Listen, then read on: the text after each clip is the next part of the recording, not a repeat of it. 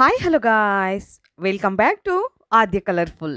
ನಾನು ಸುಮಾ. ಫ್ರೆಂಡ್ಸ್, ಇವತ್ತಿನ ವಿಡಿಯೋದಲ್ಲಿ ಒಂದು ಸ್ವೀಟ್ ರೆಸಿಪಿನ ನಿಮ್ಮ ಜೊತೆ ಶೇರ್ ಮಾಡ್ಕೊಳ್ತಾ ಇದ್ದೀನಿ. ಕೊಬ್ಬರಿ ಮಿಠಾಯಿ ಅಥವಾ ಬರ್ಫಿ ತಿಂದು ಬೇಜಾರಾಗಿದ್ದರೆ ಒಂದು ದಿನ ಈ ಸ್ವೀಟ್ನ ತಯಾರಿಸಿ ತಿಂದರೆ ಯಾವಾಗಲೂ ಕೂಡ ಇದನ್ನೇ ಮಾಡಿ ತಿಂತೀರಾ. ಅಷ್ಟು ಟೇಸ್ಟಿಯಾಗಿರೋವಂಥ ಒಂದು ಈಸಿಯಾಗಿರೋವಂತಹ ಒಂದು ನ್ಯೂ ಸ್ವೀಟ್ ರೆಸಿಪಿನ ನಿಮ್ಮ ಜೊತೆ ಶೇರ್ ಮಾಡ್ಕೊಳ್ತಾ ಇದ್ದೀನಿ. ಖಂಡಿತವಾಗ್ಲೂ ಒಂದ್ಸಲ ತಯಾರಿಸಿ ಹೇಗೆ ಬಂತು ಅಂತ ತಪ್ಪದೇ ಕಾಮೆಂಟ್ ಸೆಕ್ಷನಲ್ಲಿ ತಿಳಿಸಿ.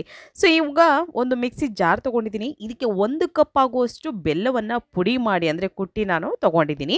ಪೌಡರ್ ಸಿಗುತ್ತೆ, ಸೊ ಪೌಡರ್ ಕೂಡ ನೀವು ಉಪಯೋಗಿಸ್ಬೋದು ಫ್ರೆಂಡ್ಸ್, ಏನೂ ತೊಂದರೆ ಇಲ್ಲ. ಮನೇಲಿರುವಂಥ ಬೆಲ್ಲವನ್ನೇ ನೀವು ಪುಡಿ ಮಾಡಿಕೊಂಡು ಕೂಡ ತಗೊಳ್ಬೋದು. ಹಾಗೆ ಇಲ್ಲಿ ಒಂದು ಏಲಕ್ಕಿಯನ್ನು ನಾನು ತಗೊಳ್ತಾ ಇದ್ದೀನಿ. ಸೊ ಈ ರೀತಿಯಾಗಿ 1 ಅಥವಾ 2 ಏಲಕ್ಕಿಯನ್ನು ಹಾಕ್ಕೊಳ್ಳೋಣ. ಹಾಕ್ಕೊಂಡು ಅದನ್ನು ಬಿಡಿಸಿ ನಾನು ಹಾಗೆ ಸಿಪ್ಪೆ ಸಮೇತನೇ ಹಾಕ್ಕೊಂಡಿದ್ದೀನಿ. ಸೊ ಖಂಡಿತವಾಗ್ಲೂ ತುಂಬಾ ಈಸಿಯಾಗಿ ಮಾಡ್ಕೊಳ್ಳುವಂಥ ಒಂದು ರೆಸಿಪಿ ಇದು. ಫ್ರೆಂಡ್ಸ್, ನೀವ್ಯಾರಾದ್ರೂ ಫಸ್ಟ್ ಟೈಮ್ ನನ್ನ ಚಾನಲ್ಗೆ ವಿಸಿಟ್ ಮಾಡಿದರೆ ಪ್ಲೀಸ್ ನನ್ನ ಚಾನಲ್ನ ಸಬ್ಸ್ಕ್ರೈಬ್ ಮಾಡ್ಕೊಳ್ಳಿ, ಹಾಗೆ ಲೈಕ್ ಮಾಡಿ ಮತ್ತು ಹೆಚ್ಚೆಚ್ಚು ಶೇರ್ ಮಾಡಿ ಫ್ರೆಂಡ್ಸ್. ಓಕೆ, ಸೊ ಈಗ ಇನ್ನೊಂದು ಏಲಕ್ಕಿಯನ್ನು ಹಾಕ್ಕೊಳ್ತಿದ್ದೀನಿ. ಟೋಟಲಾಗಿ 2 ಏಲಕ್ಕಿಯನ್ನು ತೊಗೊಂಡಿದ್ದೀನಿ. ನೀವು ಏಲಕ್ಕಿ ಪೌಡರ್ ಉಪಯೋಗಿಸ್ತೀರಾ ಅಂದರೆ ಅದನ್ನು ಕೂಡ ಉಪಯೋಗಿಸ್ಬೋದು. ತುಂಬಾ ಈಸಿಯಾಗಿ ಮಾಡ್ಕೊಳ್ಳೋವಂಥದ್ದು. ಖಂಡಿತವಾಗ್ಲೂ ಕೊಬ್ಬರಿ ಮಿಠಾಯಿ ಅಥವಾ ಬರ್ಫಿ ಯಾವಾಗಲೂ ಕೂಡ ಮಾಡಿರ್ತೀರ ಮನೆಯಲ್ಲಿ, ಆದರೆ ಇದು ರುಚಿಯಾಗಿರೋವಂಥ ಒಂದು ಡಿಫ್ರೆಂಟ್ ಆಗಿರೋವಂಥ ಒಂದು ಸ್ವೀಟು. ಸೊ ಖಂಡಿತವಾಗ್ಲೂ ಒಂದು ಸಲ ತಯಾರಿಸಿ ಫ್ರೆಂಡ್ಸ್. ಓಕೆ, ಈಗ ಇಷ್ಟನ್ನು ಹಾಕಿದ ನಂತರ ಇದಕ್ಕೆ 1 ಸ್ಪೂನ್ ಆಗುವಷ್ಟು ಅಕ್ಕಿ ಹಿಟ್ಟನ್ನು ತಗೊಳ್ತಾ ಇದ್ದೀನಿ. 1 ಸ್ಪೂನ್ ಆಗುವಷ್ಟು ಅಕ್ಕಿ ಹಿಟ್ಟು, ನಾವು ರೊಟ್ಟಿಗೆ ಉಪಯೋಗಿಸ್ತೀವಲ್ಲ ಅದೇ ಅಕ್ಕಿ ಹಿಟ್ಟನ್ನು ಹಾಕ್ಕೊಳ್ತಾ ಇದ್ದೀನಿ. 1 ಸ್ಪೂನ್ ಅಕ್ಕಿ ಹಿಟ್ಟು, ಹಾಗೆ 1 ಸ್ಪೂನು ಕಡಲೆ ಹಿಟ್ಟನ್ನು ತಗೊಳ್ತಾ ಇದ್ದೀನಿ. 1 ಸ್ಪೂನ್ ಅಕ್ಕಿ ಹಿಟ್ಟು, ಹಾಗೆ 1 ಸ್ಪೂನು ಕಡಲೆ ಹಿಟ್ಟು, ಇಷ್ಟನ್ನು ಹಾಕಿ ಗ್ರೈಂಡ್ ಮಾಡ್ಕೊಂಡು ಬಂದಿದ್ದೀನಿ ಫ್ರೆಂಡ್ಸ್. ನೋಡಿ, ಈ ರೀತಿಯಾಗಿ ಹಿಟ್ಟು ರೆಡಿಯಾಗಿದೆ.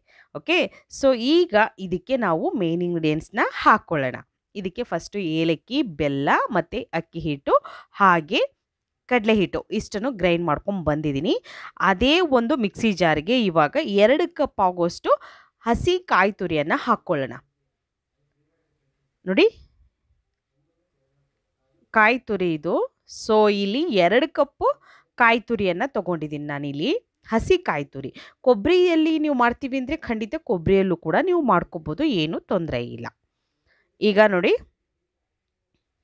ಈಗ ನಾನು ಇನ್ನೊಂದು ಕಪ್ಪು ಕಾಯಿ ತುರಿಯನ್ನು ತೊಗೊಳ್ತಾ ಇದ್ದೀನಿ. ಇಷ್ಟನ್ನು ಕೂಡ ಹಾಕಿದ ನಂತರ ಇವಾಗ ನೋಡಿ, 2 ಕಪ್ಪು ಕಾಯಿ ತುರಿಯನ್ನು ತೊಗೊಂಡಿದ್ದೀನಿ. ಅದೇ ಕಪ್ಪಿನ ಅಳತೆಯಲ್ಲಿ 1 ಕಪ್ಪು ಬೆಲ್ಲವನ್ನು ತೊಗೊಂಡಿರೋವಂಥದ್ದು. ಸೊ 1 ಕಪ್ಪಿನ ಅಳತೆಯಲ್ಲಿ ಎಲ್ಲ ಇಂಗ್ರೀಡಿಯೆಂಟ್ಸ್ನ ತೊಗೊಳ್ಳಿ ದಯವಿಟ್ಟು, ಆಗ ನೀವು ಮಾಡುವಂಥ ರೆಸಿಪಿ ಪರ್ಫೆಕ್ಟಾಗಿ ಬರುತ್ತೆ. ಇದಕ್ಕೆ ಒಂದೇ ಒಂದು ಪಿಂಚಷ್ಟು ಉಪ್ಪನ್ನು ಸೇರಿಸ್ಕೊಳ್ತಾ ಇದ್ದೀನಿ. ಯಾವುದೇ ಒಂದು ಸ್ವೀಟ್ ಮಾಡಬೇಕಾದ್ರೆ ಅದು ಸ್ವಲ್ಪ ಉಪ್ಪನ್ನು ಹಾಕೋದ್ರಿಂದ ಅದರ ಟೇಸ್ಟು ಇನ್ನಷ್ಟು ಹೆಚ್ಚಾಗುತ್ತೆ, ಅದಕ್ಕೋಸ್ಕರ ಸ್ವಲ್ಪ ಉಪ್ಪನ್ನು ಹಾಕ್ಕೊಂಡಿದ್ದೀನಿ. ನಂತರ ಸ್ವಲ್ಪ ನೀರನ್ನು ಹಾಕ್ಕೊಳ್ಳೋಣ. ಒಂದು ಸಣ್ಣ ಲೋಟದಲ್ಲಿ ಒಂದು ಅರ್ಧ ಲೋಟ, ಅಂದರೆ ಸುಮಾರು ಒಂದು 3 ಟೇಬಲ್ ಸ್ಪೂನ್ ಆಗೋಷ್ಟು ನೀರು, ಜಾಸ್ತಿ ಬೇಡ. ಇಷ್ಟನ್ನು ಹಾಕಿ ನಾವು ಗ್ರೈಂಡ್ ಮಾಡ್ಕೊಂಡು ಬಂದಿದ್ದೀವಿ. ನೋಡ್ತಾ ಇದ್ದೀರಲ್ಲ, ಈ ರೀತಿ ನುಣ್ಣಗೆ ಗ್ರೈಂಡ್ ಮಾಡ್ಕೊಂಡು ಬಂದಿದ್ದೀನಿ.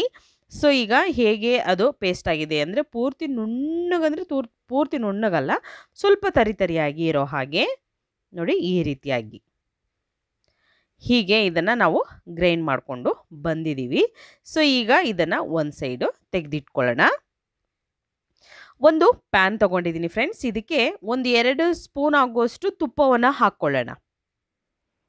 ತುಪ್ಪವನ್ನು ಸ್ವಲ್ಪ ಬಿಸಿ ಮಾಡ್ಕೊಳ್ಳೋಣ ಫಸ್ಟಿಗೆ. ತುಪ್ಪ ಬಿಸಿ ಆದ ನಂತರ ಕೆಲವೊಂದು ಡ್ರೈ ಫ್ರೂಟ್ಸ್ಗಳನ್ನು ನಾನು ತಗೊಳ್ತಾ ಇದ್ದೀನಿ. ಇಲ್ಲಿ ನಾನು ಫಸ್ಟಿಗೆ ಬಾದಾಮನ್ನು ಹಾಕ್ಕೊಳ್ತಾ ಇದ್ದೀನಿ. ಬಾದಾಮನ್ನು ಹಾಕಿ ಅದನ್ನು ಫ್ರೈ ಮಾಡ್ಕೊಳ್ಳೋಣ. ಒಂದು 4 ಬಾದಾಮಿಯನ್ನು ಹಾಕ್ಕೊಂಡಿದ್ದೀನಿ ಇಲ್ಲಿ, ಅದನ್ನು ಕೂಡ ಫ್ರೈ ಮಾಡಿಕೊಂಡು ತೆಗೆದಿಟ್ಕೊಳ್ಳೋಣ. ನಿಮಗೆ ಯಾವ್ಯಾವ ಡ್ರೈ ಫ್ರೂಟ್ಸ್ ಇಷ್ಟ ಆಗುತ್ತೋ ಸೊ ಅವನ್ನೆಲ್ಲದನ್ನು ಕೂಡ ನೀವು ತಗೊಳ್ಬೋದು. ಇಲ್ಲ ಅನ್ನೋದಾದರೆ ಸ್ಕಿಪ್ ಮಾಡ್ಬೋದು ಫ್ರೆಂಡ್ಸ್. ಓಕೆ, ಅದಾದ ನಂತರ ಗೋಡಂಬಿಯನ್ನು ಹಾಕ್ಕೊಂಡಿದ್ದೀನಿ. ಸೊ ಗೋಡಂಬಿ ಕೂಡ ಸ್ವಲ್ಪ ಬಾದಾಮಿ ಫ್ರೈ ಆದ ನಂತರ ಗೋಡಂಬಿಯನ್ನು ಹಾಕ್ಕೋಬೇಕಾಗುತ್ತೆ. ಈಗ ಅದಾದ ನಂತರ ಅದನ್ನು ಕೂಡ ಫ್ರೈ ಮಾಡಿ ಎರಡನ್ನು ಕೂಡ ಒಂದು ಬೌಲಿಗೆ ತೆಗೆದಿಟ್ಕೊಳ್ಳೋಣ. ನೋಡಿ, ಇದಾಗಿದೆ. ಸೊ ಈಗ ಸ್ವಲ್ಪ ಕಲರ್ ಚೇಂಜ್ ಆಗಿದೆ ಅಂದರೆ ಕರೆಕ್ಟಾಗಿ ಆಗಿದೆ ಅಂತ, ಆವಾಗ ತೆಗೆದಿಟ್ಕೊಂಡು ಅದೇ ಒಂದು ತುಪ್ಪಕ್ಕೆ ದ್ರಾಕ್ಷಿಯನ್ನು ಹಾಕ್ಕೊಳ್ಳೋಣ. ದ್ರಾಕ್ಷಿ ಹಾಕಿ ಅದನ್ನು ಕೂಡ ನಾನು ಫ್ರೈ ಮಾಡ್ಕೊಳ್ತೀನಿ. ಹೀಗೆ ಇದನ್ನು ಫ್ರೈ ಮಾಡಿಕೊಂಡು ಅದನ್ನು ಕೂಡ ತೆಗೆದಿಟ್ಕೊಳ್ಳೋಣ. ಈಗ ಇರೋವಂಥ ತುಪ್ಪಕ್ಕೆ ನಾವು ರುಬ್ಬಿರುವಂತಹ ಒಂದು ಕೊಬ್ಬರಿಯನ್ನು ಅಥವಾ ಕಾಯಿ ತುರಿಯನ್ನು ಹಾಕ್ಕೊಳ್ಳೋಣ. ಮತ್ತು ಇದಕ್ಕೆ ತುಪ್ಪ ಅಥವಾ ಎಣ್ಣೆ ಬೇಕಾಗೋದಿಲ್ಲ, ಇಷ್ಟೇ ಸಾಕಾಗುತ್ತೆ. ಮತ್ತು ಕಾಯಲ್ಲೂ ಕೂಡ ಇದು ಎಣ್ಣೆ ಅಂಶ ಇರುತ್ತಲ್ವ, ಸೊ ಅದು ಕೂಡ ಸಾಕಾಗುತ್ತೆ. ಹಾಗಾಗಿ ನಮಗೆ ಮತ್ತೆ ತುಪ್ಪ ಹಾಕ್ಕೋಬೇಕು ಅಥವಾ ಎಣ್ಣೆ ಹಾಕಬೇಕು ಅನ್ನೋದು ಇರೋದಿಲ್ಲ. ಈಗ ಇದನ್ನು ಮಿಕ್ಸ್ ಮಾಡ್ಕೊಳ್ಳೋಣ ಫ್ರೆಂಡ್ಸ್. ಓಕೆ, ಚೆನ್ನಾಗಿ ಇದನ್ನು ಮಿಕ್ಸ್ ಮಾಡ್ಕೊಳ್ಳೋಣ ನೀಟಾಗಿ. ಬರ್ಫಿ ಮತ್ತು ಕೊಬ್ಬರಿ ಮಿಠಾಯಿಗಿಂತ ಸೂಪರ್ ಟೇಸ್ಟನ್ನೇ ಕೊಡುತ್ತೆ ಈ ಒಂದು ರೆಸಿಪಿ. ಒಂದು ತೆಂಗಿನಕಾಯಿ ಇದ್ದರೆ ಸಾಕು ಫ್ರೆಂಡ್ಸ್. ಕೇವಲ 1 ಸ್ಪೂನ್ ಅಥವಾ 2 ಸ್ಪೂನ್ ತುಪ್ಪದಿಂದ ರುಚಿಯಾಗಿರುವಂತಹ ಒಂದು ಸ್ವೀಟನ್ನು ನೀವು ತಯಾರಿಸ್ಬೋದು. ತುಂಬಾ ಟೇಸ್ಟಿ ಇರುತ್ತೆ. ಇವಾಗ ಇದನ್ನು ಚೆನ್ನಾಗಿ ಮಿಕ್ಸ್ ಮಾಡ್ಕೊಳ್ಳೋಣ. ಇದು ಗಟ್ಟಿ ಆಗ್ತಾ ಬರಬೇಕು, ಸ್ವಲ್ಪ ಕಲರ್ ಕೂಡ ಚೇಂಜ್ ಆಗ್ತಾ ಬರಬೇಕು. ಅಲ್ಲಿವರೆಗೂ ನಾವು ಇದನ್ನು ಚೆನ್ನಾಗಿ ಮಿಕ್ಸ್ ಮಾಡಿಕೊಂಡು ಹಾಗೆ ಇದನ್ನು ಸ್ಟವ್ ಮೇಲೆ ಲೋ ಫ್ಲೇಮ್ ಇಟ್ಕೊಂಡು ಬೇಯಿಸ್ಕೋಬೇಕಾಗುತ್ತೆ. ನೋಡ್ತಾ ಇದ್ದೀರಲ್ಲ ಕಲರ್ ಎಷ್ಟು ಚೇಂಜ್ ಆಗ್ತಾ ಇದೆ ಅಂತ ನೀವೇ ನೋಡ್ಬೋದು. ನೋಡಿ, ಈ ರೀತಿಯಾಗಿ ತುಂಬ ಟೇಸ್ಟಿ ಇರುತ್ತೆ ಫ್ರೆಂಡ್ಸ್. ಖಂಡಿತವಾಗ್ಲೂ ಕೊಬ್ಬರಿ ಮಿಠಾಯಿ ಬೇರೆ ಟೇಸ್ಟನ್ನು ಕೊಡುತ್ತೆ, ಇದೇ ಬೇರೆ ಟೇಸ್ಟನ್ನು ಕೊಡುತ್ತೆ, ಒಂದೇ ಥರ ಇರೋದಿಲ್ಲ. ಸೊ ಖಂಡಿತವಾಗ್ಲೂ ಇದಕ್ಕೆ ಸ್ವಲ್ಪ ಫುಡ್ ಕಲರ್ನ ಹಾಕ್ಕೊಳ್ಳೋಣ. ಕಲರ್ನ ಹಾಕಿ ಈಗ ಚೆನ್ನಾಗಿ ಇದನ್ನು ಮಿಕ್ಸ್ ಮಾಡ್ಕೋಬೇಕಾಗುತ್ತೆ. ಒಂದು ಪಿಂಚಷ್ಟು ನಾನು ಫುಡ್ ಕಲರ್ನ ಆ್ಯಡ್ ಮಾಡ್ಕೊಳ್ತೀನಿ. ನೋಡಿ, ಸ್ವಲ್ಪ ಹಾಕ್ಕೊಂಡು ಮಿಕ್ಸ್ ಮಾಡ್ಕೊಳ್ತೀನಿ. ತುಂಬಾ ಈಸಿಯಾಗಿ ಮಾಡ್ಕೊಳ್ಳುವಂಥ ಒಂದು ಸ್ವೀಟ್ ಇದು. ಸೊ ಇದನ್ನು ನೀವು ಸಂಜೆಗೆ ಬೇಕು ಅಂದರೂ ಮಾಡ್ಕೋಬೋದು, ಅಥವಾ ಯಾವುದೇ ಹಬ್ಬಗಳಲ್ಲಿ ಮಾಡ್ತೀವಿ ಅಂದರೂ ಖಂಡಿತವಾಗ್ಲೂ ಮಾಡ್ಕೋಬೋದು. ಯಾವುದಾದ್ರೂ ಪೂಜೆ ಪುನಸ್ಕಾರ ಇದ್ದಾಗಲೂ ಕೂಡ ರುಚಿಯಾಗಿರುವಂಥ ಒಂದು ಹಲ್ವಾವನ್ನು ತಯಾರಿಸ್ಕೋಬೋದು. ತೆಂಗಿನಕಾಯಿಯಲ್ಲಿ ಮಾಡಿರುವಂತಹ ಒಂದು ಹಲ್ವಾ ಇದು. ಖಂಡಿತವಾಗ್ಲೂ ಹಲ್ವಾನ ನೀವು ಹಲ್ವಾ ಥರನೂ ಮಾಡ್ಕೊಂಡು ತಿನ್ಬೋದು, ಅಥವಾ ಬರ್ಫಿ ಥರನೂ ಕೂಡ ಮಾಡ್ಕೊಂಡು ತಿನ್ಬೋದು. ಹೇಗೆ ಅಂತ ನೋಡೋಣ. ಸೊ ಈಗ ನೋಡಿ, ಇದು ಪೂರ್ತಿ ಸ್ವಲ್ಪ ಡ್ರೈ ಆಗೋದಕ್ಕೆ ನಾನು ಬಿಟ್ಟಿದ್ದೀನಿ ಅದನ್ನು. ಅದಾದ ನಂತರ ಇಲ್ಲಿ ನಾನು ಸ್ವಲ್ಪ ಡ್ರೈ ಫ್ರೂಟ್ಸ್ನ ಕಟ್ ಮಾಡಿ, ಫ್ರೈ ಮಾಡಿರೋಂತಹ ಡ್ರೈ ಫ್ರೂಟ್ಸ್ನ ಕಟ್ ಮಾಡಿ ಹಾಕ್ಕೊಂಡಿದ್ದೀನಿ. ಅದಾದ ನಂತರ ಒಂದು ತಟ್ಟಿಗೆ ಸ್ವಲ್ಪ ತುಪ್ಪವನ್ನು ಸವರ್ಕೊಳ್ತಾ ಇದ್ದೀನಿ. ಸವರಿದ ನಂತರ ಇವಾಗ ಇದಕ್ಕೆ ನಾವು ಮಾಡಿರುವಂತಹ ಒಂದು ಸ್ವೀಟನ್ನು ಇದಕ್ಕೆ ಹಾಕ್ಕೊಳ್ಳೋಣ. ನೀವು ಹಲ್ವದ ಹಾಗೆ ತಿಂತೀವಿ ಅಂದರೆ ಏನು ಮಾಡಬೇಕು, ಇದನ್ನು ಡೈರೆಕ್ಟಾಗಿ ಹಾಗೆ ಅದನ್ನು ಸರ್ವ್ ಮಾಡ್ಬೋದು. ಅಥವಾ ನಾವು ಬರ್ಫಿ ಥರ ಬೇಕು ನಮಗೆ ಅನ್ನೋದಾದರೆ ಇಟ್ಕೊಂಡು ನೀವು ಸುಮಾರು ದಿನ ಸ್ಟೋರ್ ಮಾಡಿಕೊಂಡು ತಿನ್ಬೋದು. ಅಂತಂದರೆ ಸುಮಾರು ಇದನ್ನು ಒಂದು 8 ದಿನಗಳ ಕಾಲ ನೀವು ಸ್ಟೋರ್ ಮಾಡಿ ತಿನ್ಬೋದು ಫ್ರೆಂಡ್ಸ್. ತುಂಬಾ ಈಸಿಯಾಗಿ ಟೇಸ್ಟಿಯಾಗಿ ಮಾಡ್ಕೊಳ್ಳುವಂಥ ರೆಸಿಪಿ ಇದು. ಸೊ ಒಂದು ಸಲ ಮಾಡಿ ಒಂದು 8 ದಿನದವರೆಗೂ ಕೂಡ ಸ್ಟೋರ್ ಮಾಡ್ಕೋಬೋದು, ಫ್ರಿಡ್ಜ್ ಇಲ್ದಲೇ. ಫ್ರಿಡ್ಜ್ ಇದ್ದರೆ ಖಂಡಿತ 1 ತಿಂಗಳವರೆಗೂ ಕೂಡ ಇಟ್ಕೊಂಡು ತಿನ್ಬೋದು.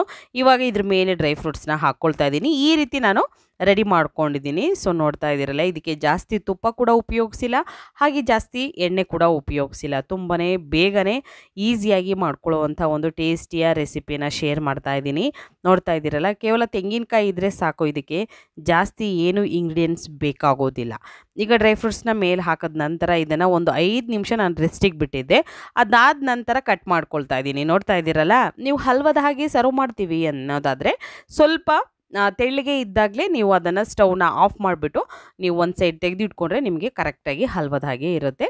ಹಾಗೆ ನೀವು ಸರ್ವ್ ಮಾಡ್ಬೋದು. ಇಲ್ಲ ಅನ್ನೋದಾದರೆ ಈ ರೀತಿಯಾಗಿ ಕಟ್ ಮಾಡಿ ಪೀಸ್ ಥರ ಮಾಡಿ ನೀವು ಮಕ್ಕಳಿಗೆ ಅಥವಾ ಯಾವುದಾದ್ರೂ ನೆಂಟರುಗಳು ಬಂದರೆ ಅವರಿಗೆ ಸರ್ವ್ ಮಾಡ್ಬೋದು. ತುಂಬಾ ಈಸಿಯಾಗಿರೋ ಟೇಸ್ಟಿಯಾಗಿರುವಂತಹ ಒಂದು ಕೋಕೋನಟ್ ಹಲ್ವಾವನ್ನು ನಿಮ್ಮ ಜೊತೆ ಶೇರ್ ಮಾಡ್ಕೊಂಡಿದ್ದೀನಿ. ಖಂಡಿತವಾಗ್ಲೂ ಈ ಟೇಸ್ಟಿ ನ್ಯೂ ಸ್ವೀಟ್ ಹೇಗಿತ್ತು ಅಂತ ತಪ್ಪದೆ ಕಾಮೆಂಟ್ ಸೆಕ್ಷನಲ್ಲಿ ತಿಳಿಸಿ. ಇವತ್ತಿನ ವಿಡಿಯೋ ಇಷ್ಟ ಆಗಿದ್ರೆ ಚಾನಲ್ನ ಸಬ್ಸ್ಕ್ರೈಬ್ ಮಾಡ್ಕೊಳ್ಳಿ. ಇವತ್ತಿನ ವಿಡಿಯೋನ ಇಲ್ಲಿಗೆ ಮುಗಿಸ್ತಾ ಇದ್ದೀನಿ. ಬಾಯ್, ಸಿ ಯು, ಟೇಕ್ ಕೇರ್.